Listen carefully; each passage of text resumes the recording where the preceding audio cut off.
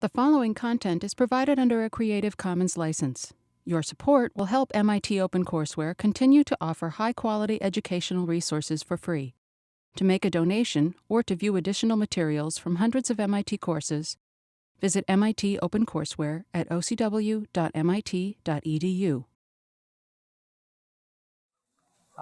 I just want to say how touched I am that you are all still here.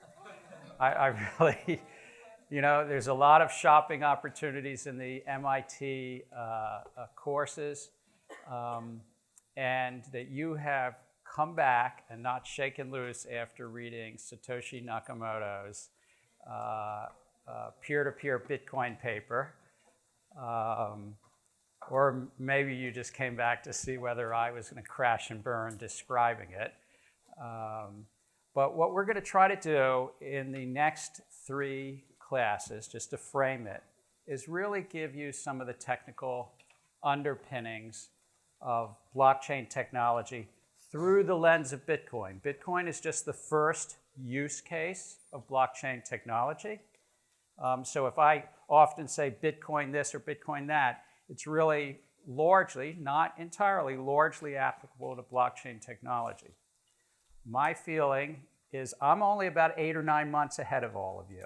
I may have spent my whole professional life around finance and public service, and I can talk a lot about markets and about public policy, but MIT has given me the gift of thinking about blockchain technology. And I'm trying to return that gift a little bit for you all. And I have a few computer scientists in the room that are going to bail me out if I don't get this right. Sabrina, and then, I see, Aline is putting up his, do you all know Aline? He's actually a PhD student at MIT Computer Science. So, somebody gets to that part of their life. Thank you. Yeah. What was that? Terrible life choice. Terrible life choice. Yeah. But he's going to bail us all out. But the reason that I think it's relevant not to just belabor it is I really believe the only way that any of us can get to ground truths is to know a little bit about how the inner workings of this technology are. You're not going to have to do an algorithm or actually do a hash function, but to know underneath it. And then you can step away and say, I no longer need to know how the carburetor on the car works, but I know what a carburetor is, or whatever analogy you want. So with that little bit, as opposed to sort of all that Socratic cold calling that I did last class, because money, fiat currency, is something at the core, and ledgers is at the core of a Sloan student's either education or background. This is a little less of the core. If today's and the next couple of lectures, if you can work with me, that I want you to interrupt me anytime you've got a question. I'm not going to do much cold calling. I don't want you to relax too much. I still want you to do the readings the next 3 classes. But just raise your hand, stop me, say, well, but what is that all about? And that is just sort of, we can work a little bit different on these next classes. So, as I'm always going to be doing, consistency. What are the study questions? So really, what are the design features? What are the key design features of this new technology, blockchain? And I put a few on the syllabus, and we're going to go through all this today and next week. Cryptography, append-only, timestamps, blocks, distributed consensus algorithms, and networking. I list 4. Later in this lecture, you'll see 8 or 10, that I guess it's 10 that we're going to really dig into. Can I just get a sense of the class, and this is not for Talita or Sabrina to write down notes about participation.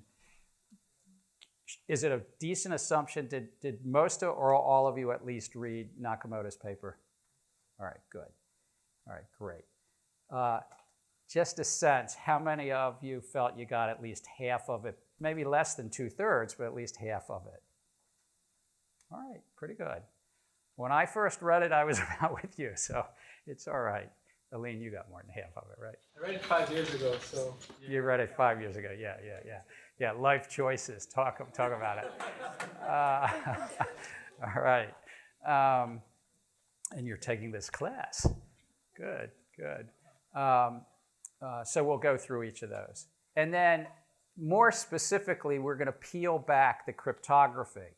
The two main cryptographic algorithms, or these words that you'll hear sometimes, cryptographic primitives. Aline, what is a cryptographic primitive? Oh, it's a wild beast. There's so many of them. No, but what's the two words together mean? Well, that's what I'm saying. It could be anything. It could be a hash function. It could be an encryption function. It could be a verifiable computation scheme. It could be a data outsourcing scheme. It could be a data access privacy access. But it's anything that basically protects a communication in the presence of adversaries. Well, it's also something that you can use to prove that computation was done correctly on an untrusted server. So it's not just communication, it's also computation. So communications and computation that needs to be protected or verified have some form of cryptographic algorithm, which happens to be called a cryptographic primitive. The two main ones, and there's a third one we'll talk about later in this semester, but the two main ones, hash functions, just as a working knowledge of blockchain is worthy to know, and everybody's going to get there. We're going to all get there to where you have some sense of what a hash function is. And then this whole concept of digital signatures, which relates to asymmetric cryptography. Those two are very fundamental to blockchain technology. Later in the semester, we'll talk a little bit about zero-knowledge proofs, but they're not as fundamental to the first application. And so that's why they're, and they help making things verifiable and immutable. And that's the business side, the market side. Why does it matter? Otherwise, who cares what's in the carburetor if it doesn't matter? And then how does this all relate to the double spend problem? I can cold call on this. Isabella, do you remember what the double spend problem was from? Yes, it was when they would use the same coin, I guess, and they would use it in multiple places, and other multiple digital wallets would receive it. All right. So in essence, a double spend is when you have a piece of information and you use it twice. And we haven't called this piece of information money, but you use it twice. You can send an email to two people, and that's okay.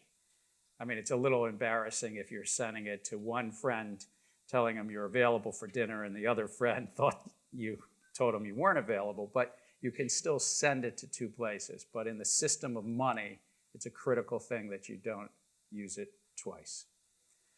The readings, was the demo helpful? I mean, we're gonna do a lot more on the demo. I watched that demo last November or December. It was one of the first things I watched from an MIT student. I don't know if you knew this Bosworth. And I found it very helpful, so I'm glad. And I see it's actually, that demo is on a Stanford blockchain course as well. So on the West Coast, one of our competitors is using an MIT product. So we're gonna just do a slight review of what we did in class 2, and then we're gonna talk about the key design features, hash functions, as I mentioned, what is an append-only log, block headers and Merkle trees, and asymmetric cryptography and digital signatures. Crazy. We're gonna cover all 5 of those today. And then you're gonna tell me how we did. Oh, Bitcoin addresses, which is just a small thing, 6 actually. So last time, for those of you that weren't with us, we talked about money. And again, money is just a social construct or an economic consensus mechanism. We're going to talk a lot about consensus next Tuesday when we talk about the consensus protocol on Bitcoin. But remember, money itself is just a consensus. There was a question on Tuesday. I think Aline actually had asked this question about, but what does it mean to be a liability of the central bank? Why is money, what does that actually mean? And I said it just means that somebody else will accept it. It's a social consensus because it's not that they're going to give you anything else. It's just that you can get a bank deposit, you can pay your taxes, you can use it at Starbucks if, in fact, you've already gotten a cup of coffee, if you remember. It's only legal tender for a debt. And so forth. Fiat money is just in that long line, but it's had its challenges and instabilities. It doesn't mean it's going to go away. I'm not a Bitcoin maximalist and thinks that fiat currencies are going to go away, but fiat currencies have their instabilities, particularly around weak monetary policy.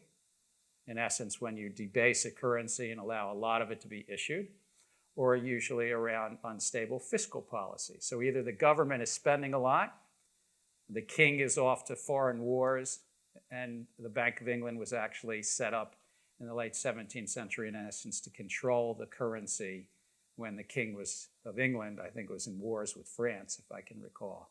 A lot of banks, central banks were set up right about when a sovereign was off debasing a currency and spending too much at war. Ledgers. We talked about ledgers, how critical ledgers are. In essence, ledgers are a way to keep records. And those records could either be transaction records or balance records. We'll see that Bitcoin is set up as a transaction ledger system.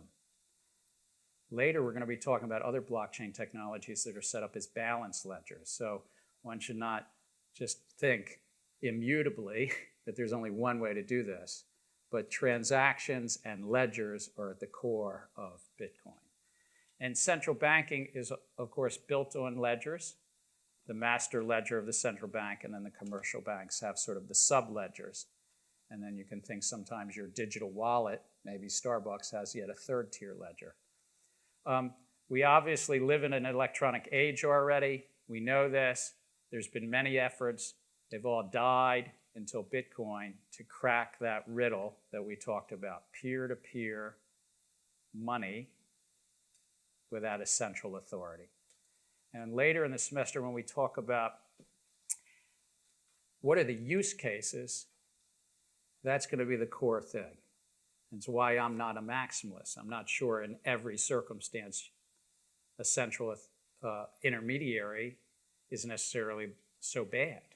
And this is not a value judgment. This is just pure money and markets and so forth. But in some circumstances, decentralization really will compete and beat the centralized intermediary. So let's talk about his little paper, which, of course, he was modest, or she was modest. Please remind me, we don't know who Nakamoto is or was, or a group of people. I've been working on a new electronic cash system that's fully peer-to-peer with no trusted third party. So you've seen this slide before, but a time-stamped append-only log. Just think blocks of data. You know, it's to kind of oversimplify, but it's got a name, blockchain. And I don't think, did Satoshi's paper, you all read it in the last few days?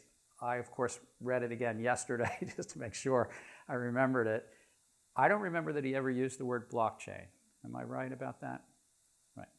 So the words blockchain are really have been sort of layered over his innovation. So information, blocks going on, and that leads to basically a database. But it's the blocks of data. Bitcoin right now is about 550,000 blocks, and the blocks are added on average every 10 minutes. And we'll talk about why it's every 10 minutes, and not only why Satoshi Nakamoto made it every 10 minutes, but how they maintain that. Other blockchains, like Ethereum, it's about every 7 seconds. So don't get too caught up that it's all the same. And there's some technologists here, Silvio Micali is working on Algorand, and that's even tighter, less than 7 seconds. So there's not one way. There's multiple designs on how often blocks are added. But let's start with Bitcoin. Secured by, yes, guess what? Those two cryptographic primitives, hash functions and digital signatures. We lose anybody yet? Yeah, maybe. And then there's a consensus for agreement.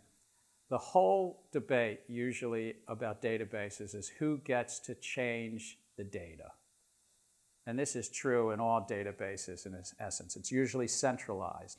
But in blockchain, it's all of a sudden, well, maybe it's not centralized. Who gets to add that next bit of information, that next block? And the consensus agreement is, which we'll discuss next Tuesday, is about that very issue. And I think there was a little pretty picture that I'd done in slides before. But I'm gonna delay that discussion until next Tuesday. And hopefully you all come back. So what are the key features? And I might do a little cold calling. Do you remember any key feature, Tom, from the papers? Oh boy. Sorry. Yeah. You have the hash function. Or a hash function. Any other key features? Let's see how many. I'm going to have 10 on this page. Private and a public key. What's that? Private and public keys. Oh, private and public key, yes. So asymmetric cryptography or private and public key. Yes, hash functions, yes, private and public key. Any other kind of key design features or words you didn't understand? Maybe that's another way to put it. Leandro. Addresses. What's that? Addresses. Bitcoin addresses. 3. 10-step server. Timestamp server. That's 4 of the things. This is going well. Reham. Double payment. Double payment is something that's trying to address. It's not really a design feature, but they have a solution for double payment. So I'll give you credit for it, but it's. All right, so Hugo says minors, which is really the consensus. So I'll say that the design feature is the consensus or proof of work. Kelly? The full node versus the lightweight node. All right, so very interesting, this concept of nodes. And Satoshi actually talks about full nodes or lightweight nodes, in essence, how much information has to be stored. I'm going to reserve that. Kelly, please remind me when we talk about block headers to come back to that. But nodes and the network is a very important design feature over here. Merkle tree structure. The Merkle tree structure. The Merkle tree structure. So Merkle tree structure is a way to compress a lot of data and also to sort through that data. No, Sabrina's not going to clean me out here. Merkle tree structure is there. We're going to talk about that. 2 more. Like nodes. What's that? The nodes. The nodes. All right. What's that? Nonce. The nonce. Okay. So a nonce. Anybody know what the word nonce is? A year ago, I didn't. So we're all getting there. Well, do I have a look? Do you know what a nonce is? No. In the actual protocol, it's essentially a guess for the miners to add. So the word nonce means a random number that is used once. N for number, and once. It's a number that's random and it's used once. That's how I've learned it. Oh, and so one more, because this is great, actually. Peer-to-peer. Remind me your first name. Priya. Priya, peer-to-peer. All right, so this is what I have. Cryptographic hash functions. We're going to go through these in more detail. Time-stamped append-only logs. The block headers and Merkle trees. So Merkle trees were discussed, but we need to actually say what information is kept at the head of the block as opposed to all the body. And some of that's just to make it more manageable. Asymmetric cryptography, which is this public key, private key, and signatures. The Bitcoin addresses themselves, which interestingly are a little bit different than public keys. And then I break because we're going to talk about next Tuesday. The proof of work, the miners, the nodes, the nonces are all in that little topic. There's actually in Bitcoin a really important protocol is how information gets propagated on the internet. Just the network communication. It's not written about a lot. You won't read a lot about it in Nathaniel Popper's Digital Gold or all the other popular books. But it is an important thing to remind ourselves that information has to propagate around the internet and all these transactions have to communicate with each other. There's currently about 10,000 nodes on the Bitcoin network. We don't know where all of them are, but they're probably in 180 different countries. And so it's just also the networking and communication matters. And it matters to the economics a lot. There's a native currency, and this is interesting. That was the one thing that no one said. That's an actual technological design feature. it's not only that he created a currency, but the native currency is part of the economic incentive system. And we'll have some fun with that. In essence, he said that when you mined and did the proof of work, you created and you got some native currency called Bitcoin. So he created an economic incentive system. Whomever Satoshi Nakamoto was or is, knew a lot about economics as well as technology. Yes? I just wanted to quickly add to what you said. So it's not only that you create this native currency, but once the finite supply is reached, the currency can be distributed as a transaction fee, which I think is very important and intentional. Right. And remind me your first name? Daniel. So what Daniel just said is really interesting, not only to take light of this individual or individuals that did this, but this world of Bitcoin and other cryptocurrencies creates a unit of account that could be valued, and once it's valued, you have sort of a native currency. But as Daniel said, Nakamoto also said there would be a finite limit. It happens to be 21 million Bitcoin is the most it can be, and we'll get there around the year 2040. Does anyone know how many Bitcoin there are right now? About half of you are invested in it, so I was kind of curious. Hugo? About 17 million Bitcoin right now. And all 17 million have come from this process of proof of work and mining. Initially, it was 50 Bitcoin every 10 minutes, roughly every 10 minutes. Then it went down to 25, and we're now at 12.5 Bitcoin. And does anyone know what today's value, I always should say purported value of Bitcoin, because I don't know if we can trust some of those websites that say what the values are. What is it? So $6,500 a Bitcoin at 12.5 Bitcoin to mine a block. So you see that it's about 80,000 US dollars is the reward to mine a block, right? So there, he created an incentive system that initially, if you got 50 Bitcoin and they weren't worth a penny, you would not commit that much. You had to be a hobbyist, basically, in 2009, or a cyberpunk, or just kind of curious, because you weren't getting much incentive. If, in fact, it's worth $6,500 today, you're getting $80,000 if you actually successfully mine a block. And then there's the transaction inputs and outputs. Think about a check, who signs it, where you move money. There's something called the unspent transaction ledger. So this is the ledger part. So when I think of the technology, I think of cryptography, which is kind of all that stuff at the top, which we're going to discuss today. Secondly, the consensus mechanism. In essence, that's that key question of any database: who gets to amend the database? Who gets to decide to change the state of what we all agreed to? And then thirdly is the ledger, or the transaction ledger, which we're not going to deep dive into the scripting language, but we are next Thursday going to talk a little bit about the underlying scripting. So does that give you a path? It's all this cryptography, the consensus, and then the transactions. Yes? I have a question. And your first name, if everybody just says first name. Just curious. So you mentioned that I'm curious about your first name. All right. Right. So just curious. You mentioned that the per block value is roughly 80,000 US dollars as of now. So just curious. In terms of the CPU power, the electricity that will be consumed to mine per block, how much does that translate into equivalent in US dollar terms?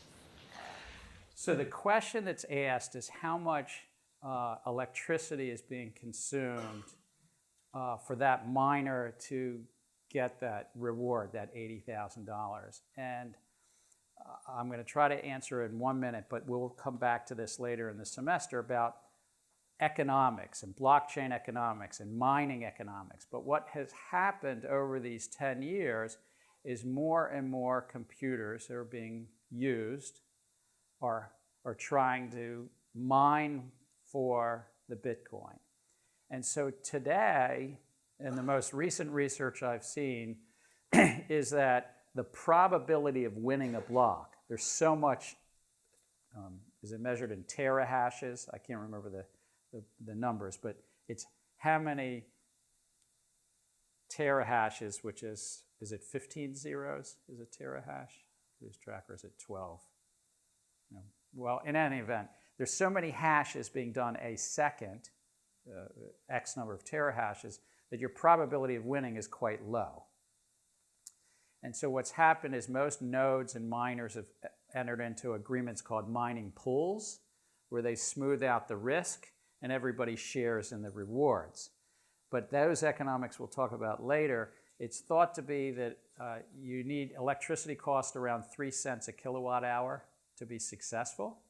And in most parts of the world, you can't get electricity for 3 cents a kilowatt hour. So you would put your mining rigs where you can get low-cost electricity, or where you possibly you could get it legally low cost or illegally low cost. So there are a lot of mining rigs, and in jurisdictions where there may be local officials that are allowing those mining rigs, and instead of 3 cents a kilowatt hour to the electric company, it's 1 to 2 cents a kilowatt hour to the local government officials. So, and the two largest mining pools are in China, and the third is in Russia. But we'll get into the sort of the economics and at least some theories about why some are where they are. So cryptography. So Aline's probably going to clean me up. It's not just communication in the presence of adversaries, it's also computation in the presence of adversaries. So that would be good. And we talked about, we're not going to deep dive. If you remember, even in ancient times, if you were going to war, there was this wonderful little way that you could do cryptography. And then anybody who's seen imitation games? Yeah. About the British, breaking into the German codes, even though they should have probably given more credit to the Polish government that had probably broken into it in the 1930s. But Turing did great work. And then we're going to talk about asymmetric cryptography today. Okay, what is a hash function? A hash function, and these are just words that I think of it. I think of it as a fingerprint for data. But it has certain properties. The one that you'll see throughout is that it takes inputs of input X. It maps that input of any size to a fixed size. So one that we use here in the US, one hash function we all use is zip codes in a way. It's 5 digits, it's a fixed size. I know I'm doing this as a loose hand, how can I think of it? But zip codes, you might have 50,000 people or 5,000 people all living in one postal district, and you can map them to zip codes, and it's a fixed length.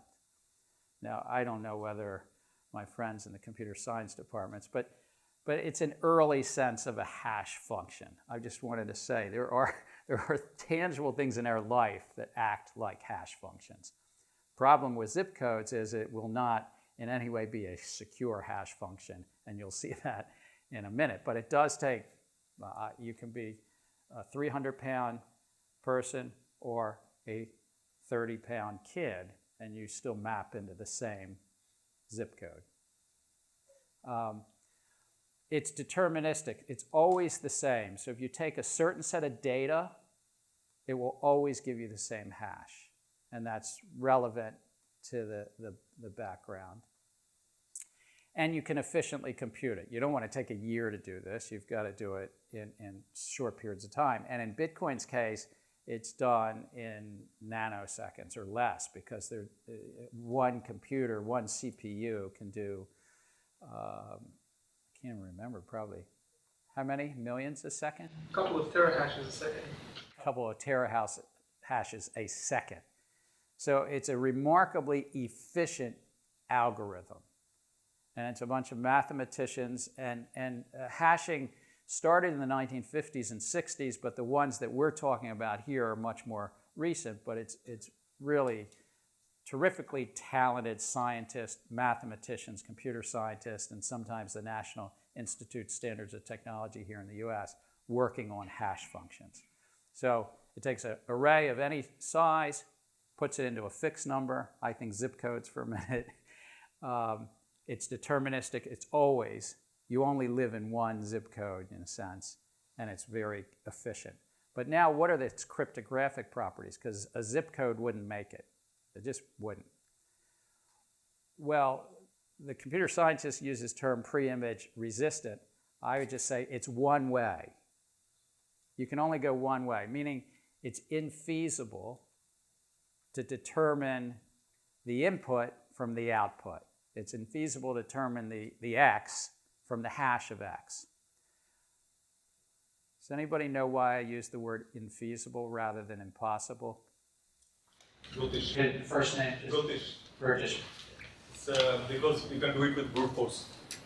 So you might be able to use it brute force. What do you mean by brute force, just so everybody? Try all the options. And Try all options. But as I understand it, a sort of tenet of cryptography for centuries is not to have it mathematically impossible. It's the point is getting it so infeasible that your adversary can't either get the communication or so forth. So hash functions, I just say this because you can't assume that Bitcoin can't be broken. We all call it immutable. It is immutable until the hash functions that are inside of Bitcoin might be broken. And even Satoshi wrote about this in 2010. He got emails. There's this wonderful book, if any of you want, that I mention in the bookshelf at the end of the syllabus. He said, well, what if SHA-256, which is the hash function, gets broken? And his answer, by the way, was, well, there'll be a better hash function at that time, whatever that is. We'll hash the entire system, whatever that is, because remember, you can take something of any size, hash it with the new system, and move forward.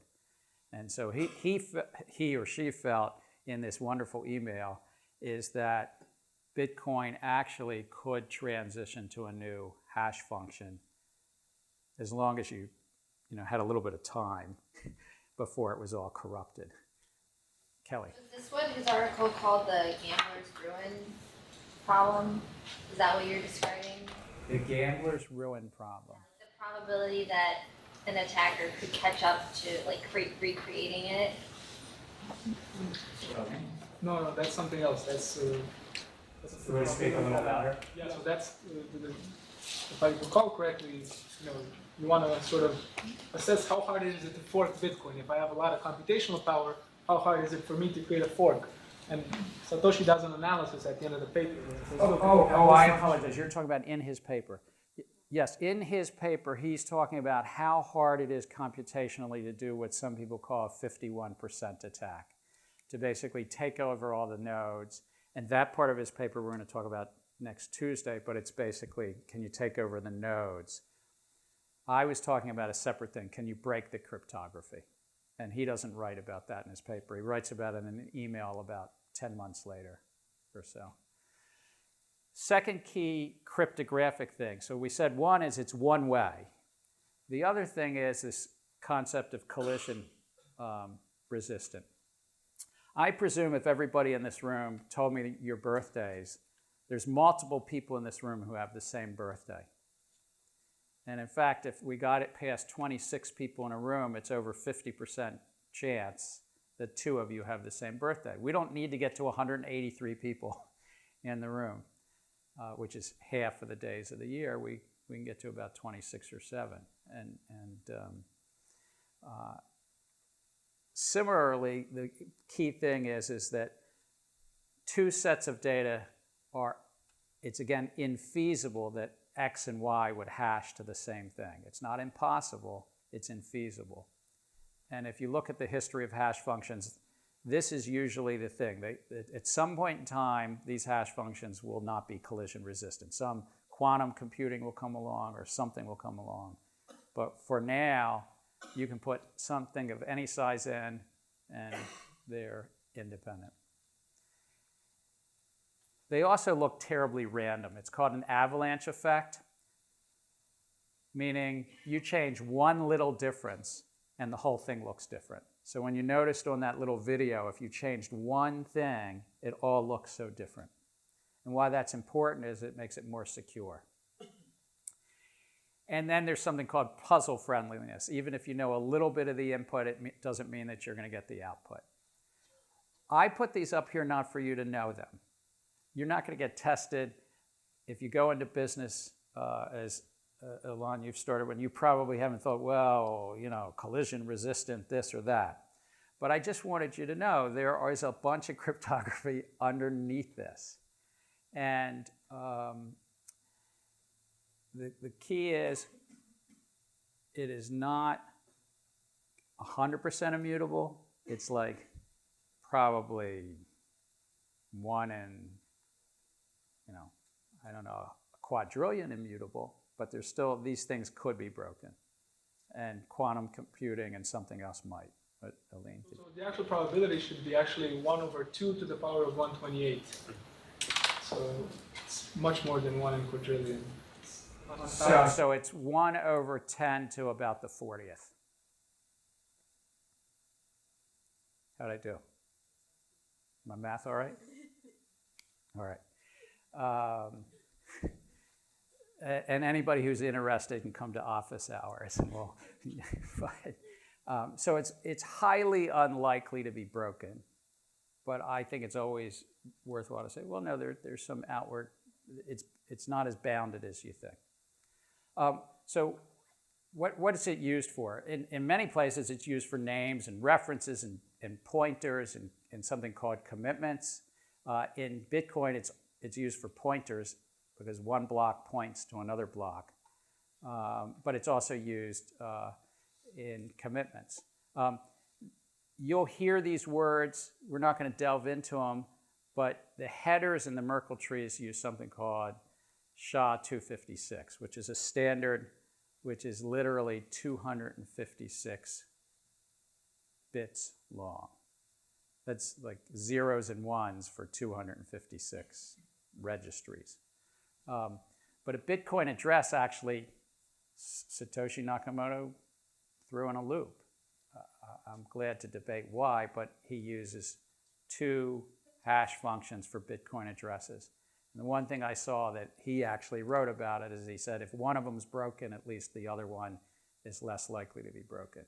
So it was, as I've read about it, I think in his own voice, is you have to hash something twice, and he was just making it that much more secure, even though, Aline, it was 1 out of 10 to the 40th chance. Yeah, which is astronomically low. So. Right. So remember, where's Caroline? I don't remember. There we are. You asked me about, I thought I'd set it up for today, but you were good to remind me for Tuesday. What's the longest running hash, a time-stamped hash? That is a great question. Thank you for the compliment. The answer is, I wrote it down phonetically, so I'm not sure if I'm totally butchering this one, but it came out of Dell Labs with Stuart Haber and Schwarty. There he is. Yeah. So Haber and his colleague, yes? You got it. That's my roommate. That's your roommate, terrific. So I'm just trying to say it wasn't Bitcoin that had it. He did this in 1991, but by 1995 they started a company called Shorty. I don't think it took off that much. It's not competing with Apple for the largest market cap or anything like that, or Facebook. But every week in the notices section, you can see a hash, literally, that it's time-stamped because it's in the New York Times, and it's a hash, all those funky digits and everything. Of all the information came before it, and they're basically hashing any document. Any document that you want to timestamp in that week, you put it in, one follows another, and that's a blockchain. It's not about money, there's no native currency, and so forth. I believe that Haber and Sternetta are 3 of the 8 or 9 footnotes in the Satoshi paper. Maybe it's 4 of them. So he gets his credit. And if you go to his website, Stuart Haber, I think he says blockchain's co-founder on his personal website. Who knew? So here we get, this was in the National Institute, the NIST paper. But timestamp depend-only logs in Bitcoin or blockchain. What is put together is the header, the top information. And if I can go past the visual and just say what's there. There's 5 pieces of key information. The version, it doesn't change that often, but there is a version number. The previous block's hash. So it's some information about all the blocks that came before it. The Merkle root hash, which, does anybody want to tell me what that does? The Merkle root? So it essentially puts the transactions in the bottommost layer of the tree and then creates a tree of hash of each of the transactions. Right. So if I go back to this nice little picture, the yellow box at the bottom of each of these blocks is all the transactions. There could be upwards to 1,000, 2,000 transactions in a block. So this blockchain concept, 1,000, 2,000. There's means and methods well before Nakamoto's paper about how to compress that, how to keep that information a little bit tidier. And that uses this thing called Merkle roots. The 5 items right at the top, what's called the block header, doesn't have the 1,000 transactions. And earlier, Kelly, you had asked me about full nodes and light nodes. A light node or a wallet that anyone here could download on your cell phone probably does not download the millions of transactions that have happened in the history of Bitcoin. You are unlikely to download what's called a full node, but you might download all the headers, this bit of information that's all of the headers. All of the information in Bitcoin is still not that large. It's less than 200 gigs. But all of the headers, I think, is single-digit gigs. I can't remember if it's 4 or 6 gigabytes right now. What is the number? The header is 80 bytes, so it's 80 bytes times 500,000, which is 50 megabytes, 60 megabytes of headers. So it's 60 megabytes, so it's much smaller, as opposed to like 180 gig. So Satoshi was thinking in advance, and every blockchain that you're going to work on, likely, I mean, there might be some, that this concept of it's really keeping the security by a little bit of information in something called a header, and then pushing all the meat of the transaction and data down. And this is really important when you get to like Ethereum, where there's a lot of data and a lot of computation down in each of these blocks. It's sort of like if Stuart Haber had a lot of documents and pictures and everything. You don't have to have all the picture quality in a whole movie. You can actually hash a whole movie and you still get these 256 bits. So the header has the previous hash, this Merkle root, which is just a way to get all the transactions. Just think of a Merkle root as a way to grab 2,000 transactions, in a way. A timestamp, that one's easy, we can get that. Difficulty target. Does anybody know what blockchain, Bitcoin tried to do to make it more or less difficult over time? Oh, Brodish, we've heard. Hugo. More difficult over time, but such that it stays with creating a block every 10 minutes. So with more computational power, it gets harder to mine a block. So it's harder to find a block the more miners there are. So every block header needs to have what's called a difficulty target. How difficult is the mining going to be? Since we're talking about mining next Tuesday, please all bring me back to difficulty target. And then, what's a nonce? What's that? A just random number. a random number that's used once, number once, nonce. And that's hash functions. How do we do? They're a little off the skids. We are MIT. Yes? I have a question. If the number of characters in the hash is limited, The output, not the input. not the input, but the number of characters in the hash is limited, right? So that's Correct. a pool of options that you have. But you have many, many transactions, that's like a flow, right? So eventually you're just consuming and consuming hashes up to a point where you're going to repeat the hash, right? So how do you know for the same hash if you have two different information to which information you're referring to? So could you help me pronounce your first name just to? Guillermo. Has asked the right question. He's saying, well, how do you know, especially as you have more and more time and more time, you might get the same output of a hash from different inputs. And if you recall, wait, somebody does recall. No, before Brodish, in front of Brodish. I mean, yeah, in the papers you mentioned that if it's possible that through the hash of x is equal to hash of y, but it's if the miners are working not at the same time, and if the same information is not treated at the same exact time, it won't be a problem because then you just continue with just two different.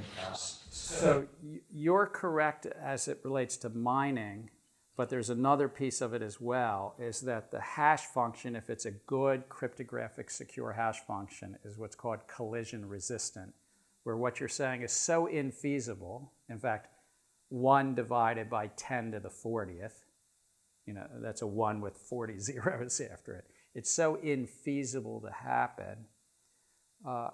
It's possible, but infeasible to happen. What you're referencing is what if two parties solve the cryptographic puzzle as opposed to a collision, and because of the difficulty, they just got it at the same time. Please. It seemed like a dumb question, but... No, there's no dumb questions when it comes to this. I really mean that. How are timestamps attributed? So is it from the whole system, or...? So timestamps are not a particularly important part of Bitcoin. They are time-stamped, but sometimes if somebody puts something off and it's off by a few minutes or even up to 2 hours, there's a check in the technology and the scripting function if the timestamp's off more than a couple hours. So literally, it's not that precise. Having said that, the real way that timestamping happens is if a block is mined and it's the 540,000th block, and it's sort of accepted and all the nodes, these 10,000 nodes, start mining the 540,000th and first block,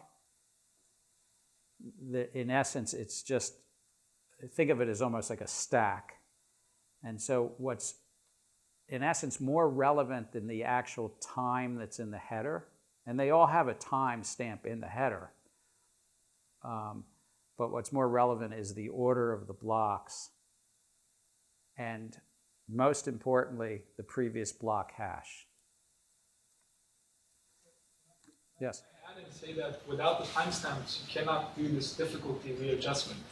So timestamps are very important. If you don't have timestamps in the block, you cannot do the difficulty readjustment, which is necessary to keep the rate of blocks 10 minutes. I'm going to partially agree with you, because the difficulty adjustment happens every 2 weeks. So even if any one individual or 5 or 6 timestamps are a little goofed up in the 2 weeks, the algorithm is basically looking over the course of about 2,000 blocks. So, yeah. So a little goofed up is fine, but you need the timestamp. Yeah.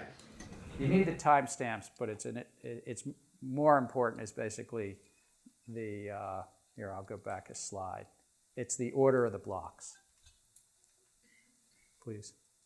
Going back to the topic of collisions, the paper didn't really go into detail, but it said in addition to how unlikely it is with 2 to the power 128 that even if there were 2 that hash to the same kind of hash digest, that it would be unlikely that it would be valid in the context. So given like what's a valid blockchain transaction, that kind of even further reduce the likelihood of any problems, which there wasn't a lot of detail into why like the blockchain context would even make two things hashing to the same value even more unlikely because of the context.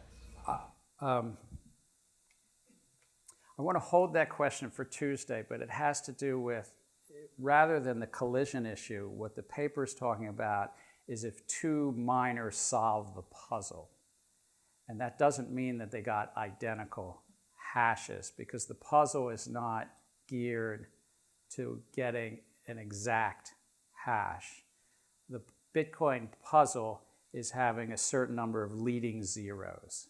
So it's literally, it started, I think it was 9 or 10 leading zeros. I'm talking about 10 years ago.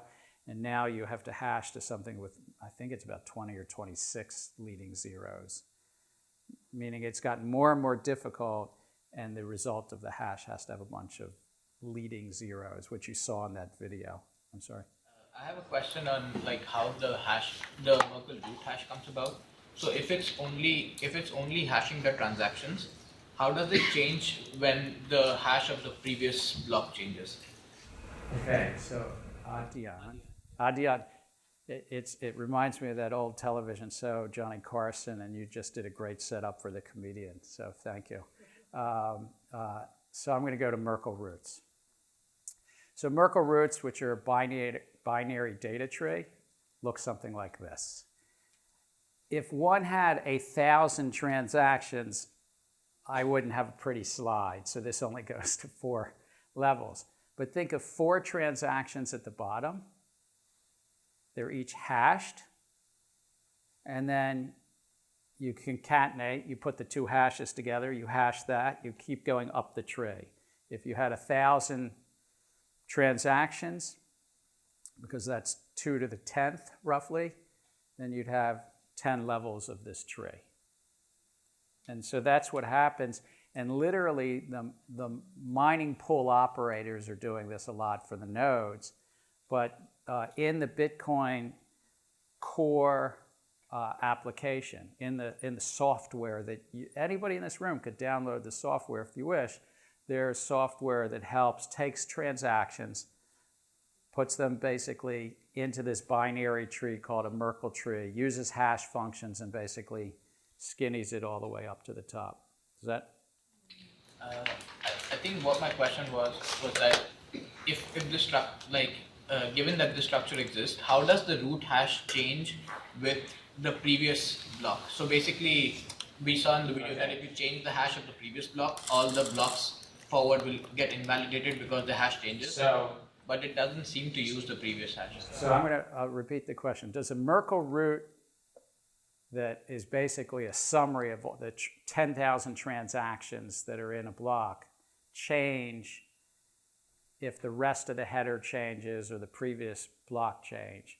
And the answer is no. It only changes if some of the data in the 10,000 transactions changes. And so a Merkle root will change if you put different transactions in the mix. Or, as is really important, one of the incentives.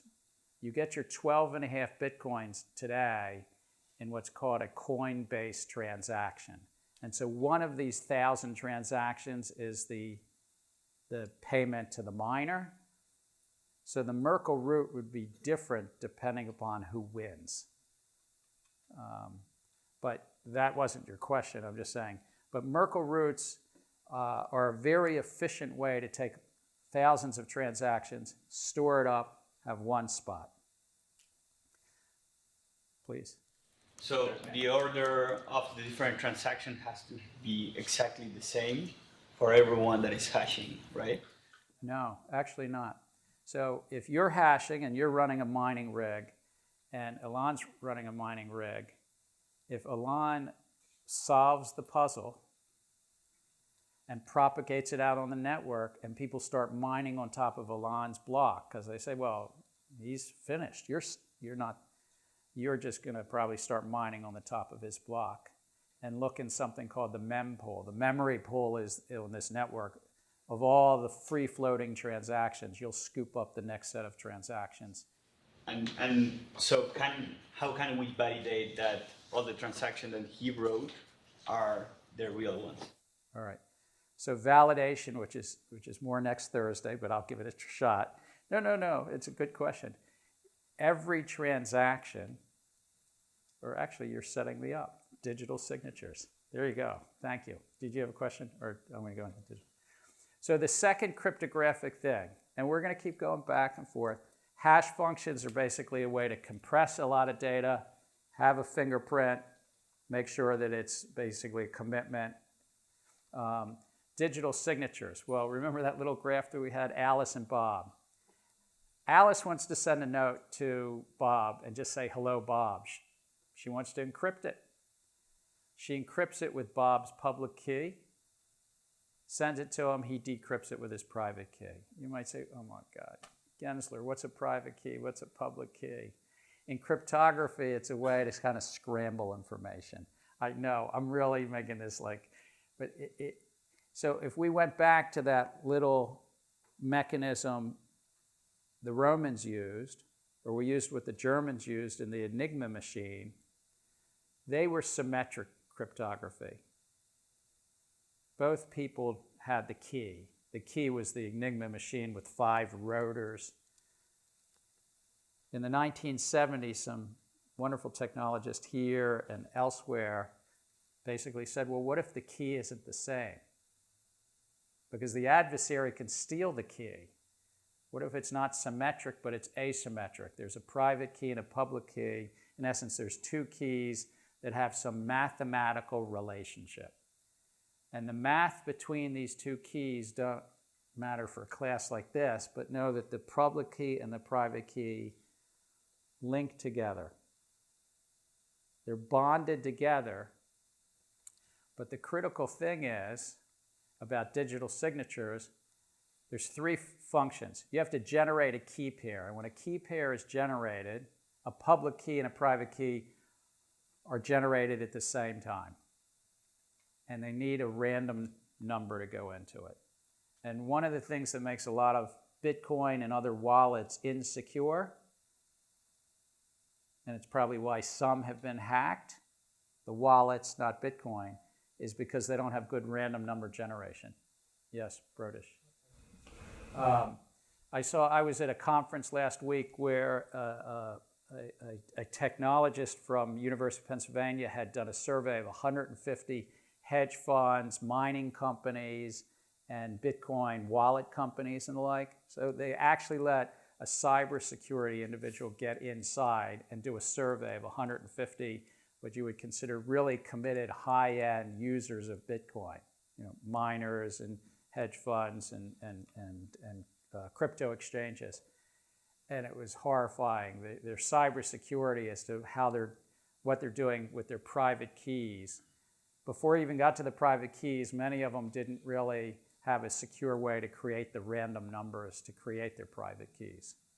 So it's just a piece. When somebody says they have really good private key, public key, in the back of your mind, just know there's got to be some way to do a random number generation. That's the only math that I'm going to ask you to remember about. There's a signature function, and the key thing is a signature you can create a digital signature from a message and a private key. So if Kelly has a private key and wants to send a secret message to somebody across the room, Isabella, you want a message from Kelly? Kelly's going to take the message. You got this, Kelly? You're going to take the message and you're going to sign it with a private key. You send it over to Isabella. How's Isabella know that it was from you? She has to decrypt it with her. She's got to verify it.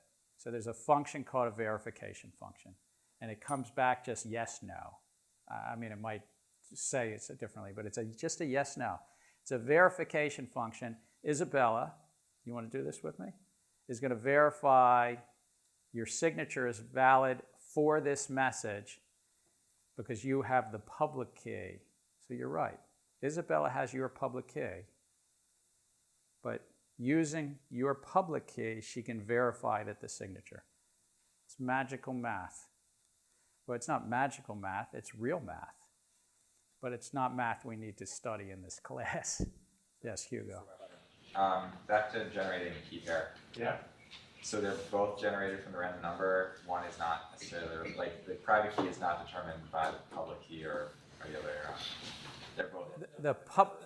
You can think of it, in Bitcoin it uses an elliptic curve cryptography. And you can think of it as that the private key is based on the random number. It's to be more technical, it's the random number is what gets you to the public key. But I think of it as the private key is almost the random number, and then the public key is generated along with it. The public key is dependent on private. Yes. So you pick a random number actually between 0 and 2 to the 256. That's your private key. To pick a public key, you derive it directly from the private key. Okay. In fact, all you do is you exponentiate another number by your private key. So you can think of the public key as a one-way function of the private key. So given a public key, you cannot recover the private key. If you could, then you could sign, which would be disastrous. And instead of exponentiation in Bitcoin, it uses a function called the elliptic curve. So what properties? And these are the key economic properties as well as cryptographic properties. Basically, it's infeasible. And again, I use the word infeasible. I didn't say impossible, even though Aline might want to tell me that it's 1 over 10 to the 40th or something. But it's infeasible to find a private key from a public key, to reverse engineer. So even if you can't find the private key, like in the case of Kelly and Isabella, if I knew Kelly's public key, could I send a message to Isabella impersonating Kelly? No.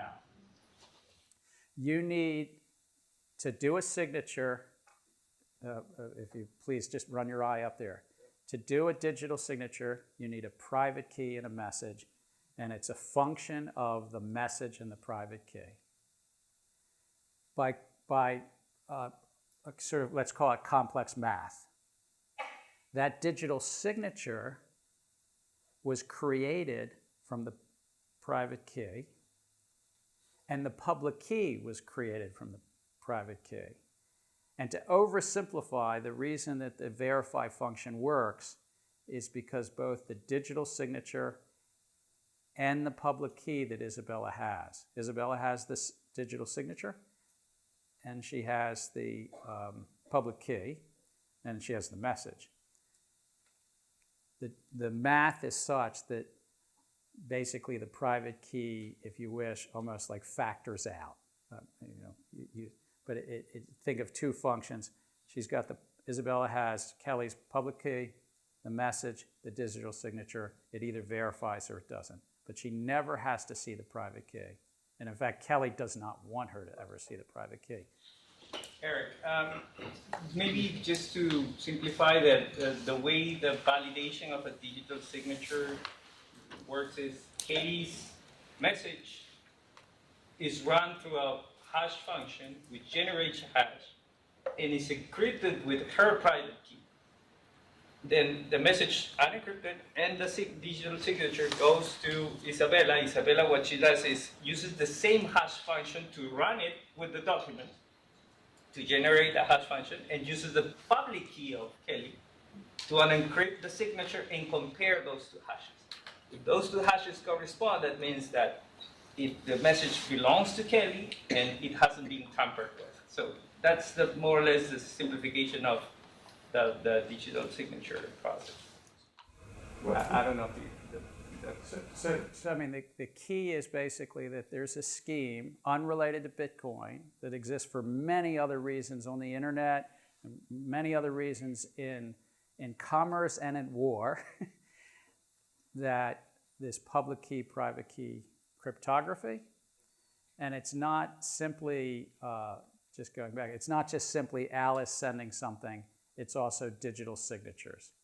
You generate the key pair, Everything in Bitcoin, everything in Ethereum has key pairs, public key and private key, a digital signature, but Kelly, never lose your private key. You got that? Do not. And by the way, you have to create it with a good random number generator because most sophisticated hedge funds around the world aren't. So you're going to be better than those. That's what I learned at a conference I was at recently. And then there's a verification function. A quick question about the random number generator and the verification function. So is there any like third party generating the generator, or the generator is like a function already existing and like already there? So the question is if random number generation is so important, are there outside parties that have good software, in essence, to produce the random number generation? And the answer is yes, and there's some that are not so good. And yes, some good laptops have it. At the heart, I want to skip ahead. Elliptic curve digital signature algorithm. That's the actual algorithm that Bitcoin uses to take the private key and so forth. But many of the wallets, if you download a wallet application to hold your Bitcoin, to hold your Litecoin, to hold some other coin, that wallet application has a random number generation software. I can't attest to all the random number generation software. I'm not a cybersecurity expert, but there's probably a range of some that are a little bit more, there's stronger ones. The key to random number generation is if you're generating any length that it truly is, not clumpy, or that I'd say it's what maximum entropy, and that you really don't have any clumps. If it all clumps in one area, then that's not great randomness. So I just want to finish because there's one other thing we're going to chat about to lay the groundwork is Bitcoin addresses. I put that up. You can look at the slides later. The details don't matter much. But the key thing is that when you hear somebody talk about public keys and Bitcoin addresses, colloquially, we all reference them the same. They're actually not. The technology that Nakamoto did was he used the public key. He literally hashed it twice, once with this program, this hash function called SHA-256, another hash function, then concatenates and puts a little checksum at the end, and then uses something called a base 58 to make it even shorter. I've gone back and read some of Nakamoto's emails for the 2 years after he published all this, and I've read other things. My understanding is the reason there's two hash functions and actually two different ones was just to make everything a bit more secure. Also, a public key is a very long, it's about 512 bits. And so you can shrink the data and make the data more compressed by hashing it, which took it to 256 bits. He hashes it twice, and then he does this base 58 that makes it even a little tighter.